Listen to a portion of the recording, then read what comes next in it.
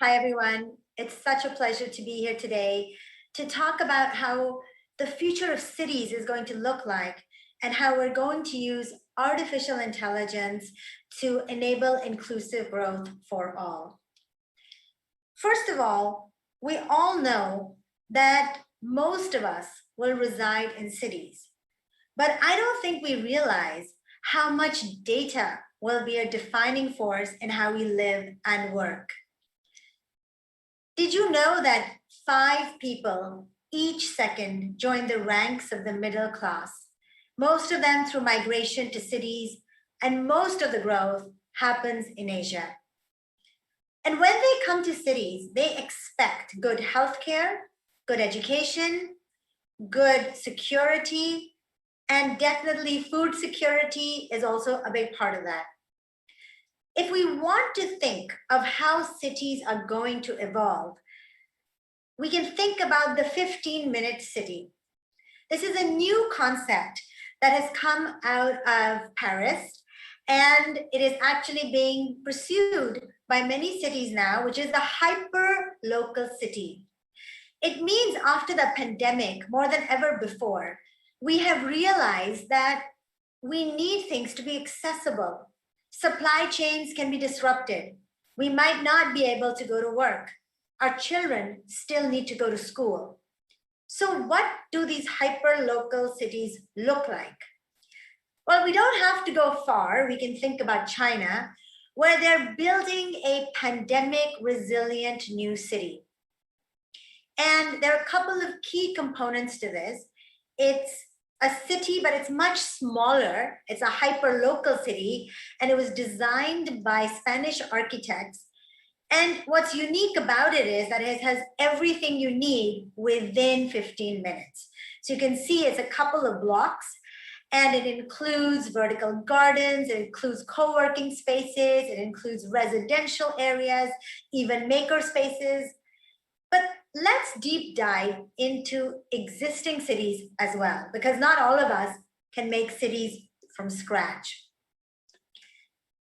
If we think about cities as spaces, as physical spaces, that's the traditional way of thinking about cities.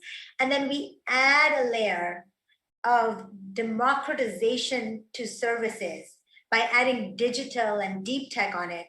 That is the future city. And this means all our physical infrastructure needs to become multifunctional, needs to provide much more within a smaller space. First of all, we need food. Food security is a really big issue for cities. In fact, by 2050, it is expected that 10 billion people will live in cities, and 80% of all food in the world will be consumed in cities. Vertical farming and using artificial intelligence to understand how to water plants, how to create the right environment for them, including through growing food within greenhouses in the neighborhood, on rooftops and within the buildings, will become incredibly important.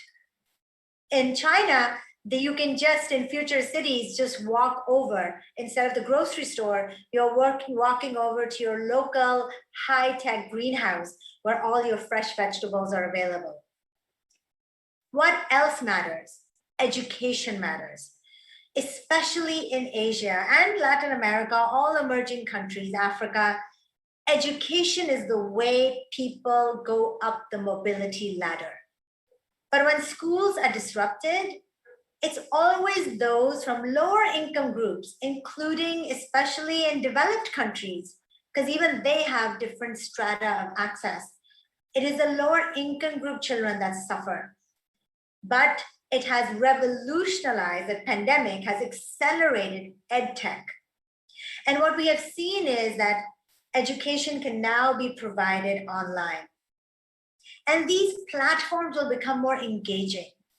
The co-founders of Coursera are moving beyond a lecture room to producing online groups so that you have seminar-style groups where together the artificial intelligence can answer basic questions And then the lecturer can come in one by one to the group that is doing group work and allow and give the students personalized attention. This man-machine partnership in education that is piggybacking of a strong telecommunications infrastructure is also very important and does not require them to go very far away. And then, of course, work. We've all faced this. I'm on Zoom right now. You're probably on Zoom most of the day, but we have Zoom fatigue.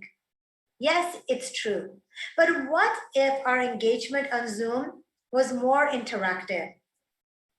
What if we could do virtual work that seemed much more real? None of this is to say the human relationship doesn't matter. But what is very unfair, especially for poorer people, is when their reliance on physically being present makes our recovery harder and makes their social mobility more unlikely. Now, in countries like Pakistan, which is one of the leading digital worker providers, having better virtual workspaces like provided at Facebook at work will enable people to actually participate in the global digital economy. So you can see if you put on this VR headset, you're not in a cartoon space. You literally appear as yourself. And you can, in a meeting, you hear people from where the sound is coming. And all of this is using different kinds of new technologies. And their cost is coming down. The cost of data, storage, data computation is coming down increasingly, especially as companies and governments move to the cloud. Well, there's more. Now we come to healthcare, and I've kind of chosen the things we really care about, right? We care about security, healthcare, education, food, healthcare as well. How can you have healthcare that doesn't require you to go to a big hospital in the middle of the city where there are huge lines and there's so much congestion? How can artificial intelligence help design a future for a city that gives you the best of breed of medical advice, but in a more accessible manner? Well, I love Butterfly IQ. It's a handheld ultrasonic, and it's been funded by the Gates Foundation and was just taken public with a SPAC in the US. But it allows you to actually monitor, as this young man is monitoring the health of this child in Africa, with far fewer overhead. And also powered by artificial intelligence, it can help interpret the data and guide this nurse's assistant or medical assistant. At least he can go and get the information. Again, this notion of reduce commuting time, reduce travel, make the building multifunctional, use the data layer and AI to make it easier to provide services where you are. Now, clearly 5G is going to be a big part of this more extensive data exchange. Sure, we all have our mobile phones, but when you want interactive platforms, when you want video that goes over high speed, when you want education that's immersive, you need more powerful telecommunications infrastructure. According to Gartner, 21% of total wireless infrastructure will be 5G by 2020. In 2020, and that means that you could download a 2-hour film in just 3.6 seconds. Now, this has enormous implications. Let me give you one example. Think about healthcare. Let's say you are traveling, or somebody you know, I'm traveling and I have an accident. I'm in a remote part of the country or a remote part of the city. An ambulance comes to get me. But this ambulance does not have a doctor who specializes in my injury. But because of 5G, and this is a British telecom experiment that they've done, the doctor is able to connect the expert, and he could be anywhere in the city or the country, to the ambulance. He's able to look at it. And because of the sensors in the ambulance, he is getting real-time readings. Plus, the nurse has a haptic gloves. That means as he's touching the patient, that information is also going to the doctor. We need to move to this kind of infrastructure. One kind of infrastructure can enable us to have hundreds of such business or smart city use cases, each one of them providing better access to everyone. And then, of course, you want your public spaces to be safe. Safety is very important as well. We have CCTV cameras, but these Tokyo office towers are also getting a pandemic makeover. This public-private partnership continues, where through facial recognition, microbe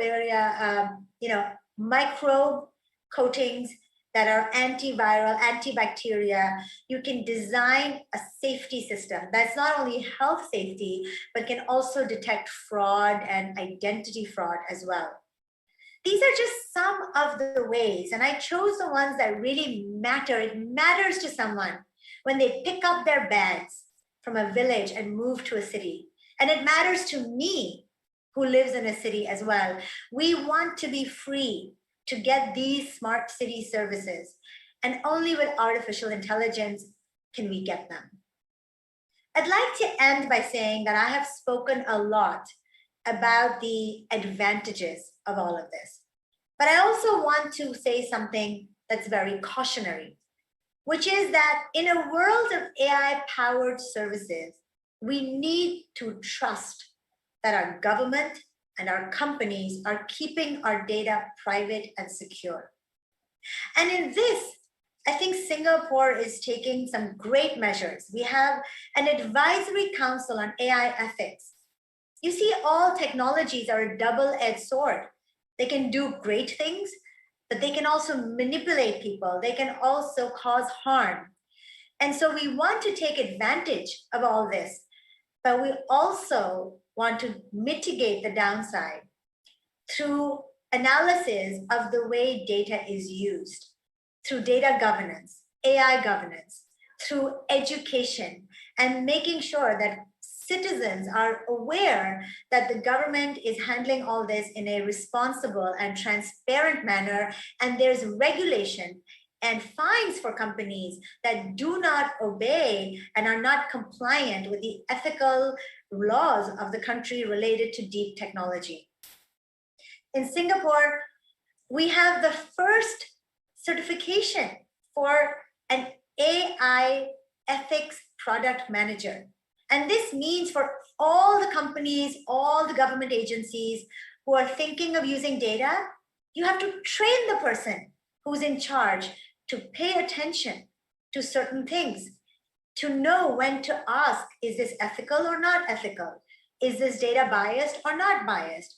How have you made sure that this is an accountable way for the business and citizen stakeholders to understand that this data is reliable and secure? So I would like to end by saying thank you so much for having me here.